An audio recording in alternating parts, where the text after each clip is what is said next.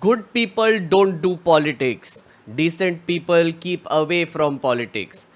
Playing politics is bad. How many times have you heard different versions of these sentences and thoughts? Well, chances are, if you have grown up in a middle class family in India, you have heard this a lot of times. Politics is considered toxic. Good, decent people tend to avoid it, and middle class people, especially, actively try to make people keep away from it. But that's because most people misunderstand what politics actually is. Truth is, understanding politics properly can actually help you function better in a society. Welcome to Entire Political Science. This is a series where I will tell you about basic concepts which will help you understand the society around you better and also reduce your frustrations with it a little bit. And today let's talk about politics. Let's start with theory. Politics comes from the Greek word politica, which means managing affairs of cities. At its core, politics involves activities related to making decisions in groups, distributing resources, and managing power relations and power structures.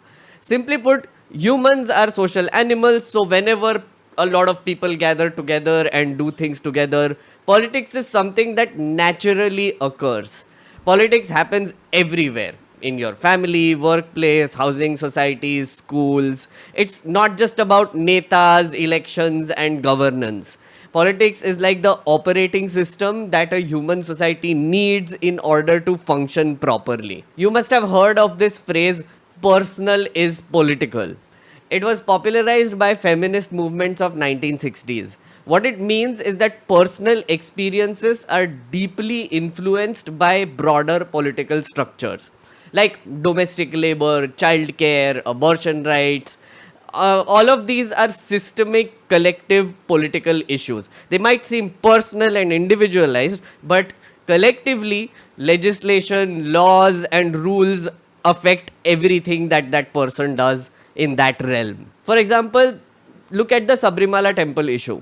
Women collectively fought and succeeded in gaining the right to enter the Sabrimala temple in Kerala by organizing and turning it into a political issue. While for an individual woman, entering a temple might be a personal issue, but when many of them came together and presented it as a political issue that matters for a large population or a large chunk of people as a whole, then it got addressed way back in 2018. And now women are allowed to enter Sabrimala. How did that happen? Well, because in order to change the rules in society and the decisions that have been previously made, you need power. Politics involves influencing other people, gaining trust, and converting that trust into power. And you can see examples of power struggles happening everywhere around you, by the way. Like your class monitors in schools, college club leaders. If you want a promotion in your workplace, you are having a power struggle with your boss and your colleagues. And of course, mayors, chief ministers, and prime ministers are always in a power struggle. That too, you have seen very evidently in your face. Also, don't get me wrong, politics can often get messy and toxic, but it doesn't have to be. Politics obviously involves a lot of people coming together and making decisions together, so a lot of people will have different opinions, but to make it non-toxic, we have to kind of work for it. And the first step towards that is to reframe how you look at politics in general. Let me bust some myths for you while we are at it. These are things that you hear often around you which are not true. Like, number one, good people stay away from politics. It's better to be apolitical. Well, calling yourself apolitical is the quickest way to hand over your power to someone else. Being apolitical means that you are okay with others hijacking your decisions and making them for you. You are literally volunteering to be exploited. So, the first thing you need to do is stop identifying as apolitical and stop staying away from it. Number two, politics doesn't affect me. Other people play politics, I don't do it. If you are someone who genuinely believes that politics doesn't affect you, then either you are extremely privileged And the truth is that even if you're kind of losing the battle already. Politics shapes every aspect of your daily life, from the price of your groceries to your workplace conditions to labor laws to what you will get in taxes or what you will pay in taxes and what benefits you will get from the government and what your RWA society is doing. If you ignore politics, you will quickly find yourself screwed over by decisions made by others. So don't do it. Number 3, politics is for power hungry and corrupt people. Let me ask you a very simple question.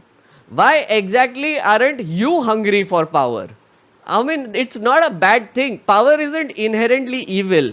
If you don't claim your own space, other people will do it. Corrupt people will actually take over and they will ruin everything. The truth is, if you look around you, the current lot of people, at least a majority of them who identify as politicians, who indulge in politics, want politics to seem dirty so that decent people like you keep away from it, which makes it easier for them to hold on to their power and take over yours as well. Look, I get it. Political conversations often cause stress and anxiety. It becomes heated and divisive rather than productive.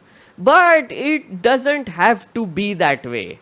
Politics is meant to be a tool for collective action and problem solving, not creating divisions. Right now, the current lot of politicians want to make it look like, oh, it's so divisive, everybody is fighting with each other all the time. But it's not. It's not supposed to be that way.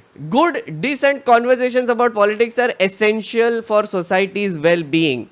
So stop running away from them and try to engage more in a very civil manner. If we avoid these conversations because we are scared that it is toxic, then yeah, we are losing out. We allow toxic loudmouth WhatsApp uncles and their voices to dominate, and that is not a good thing. So, in conclusion, become a political animal, understand how power structures around you work, talk about it with people around you, and do it in a civil way.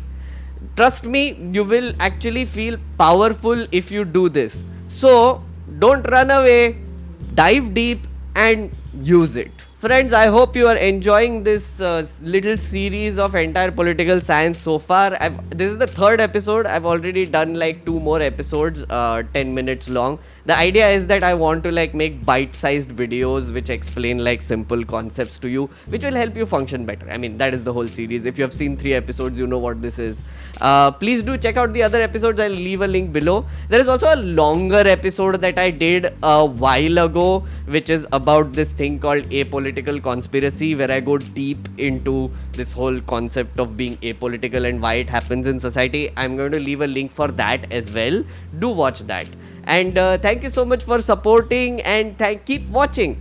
If you're a member, you will get access to these episodes in advance. So the members who are watching this right now, you have gotten it in advance, and it will become public later. So become a member of this channel, support this channel, and so that I can make more videos like these. Thank you so much.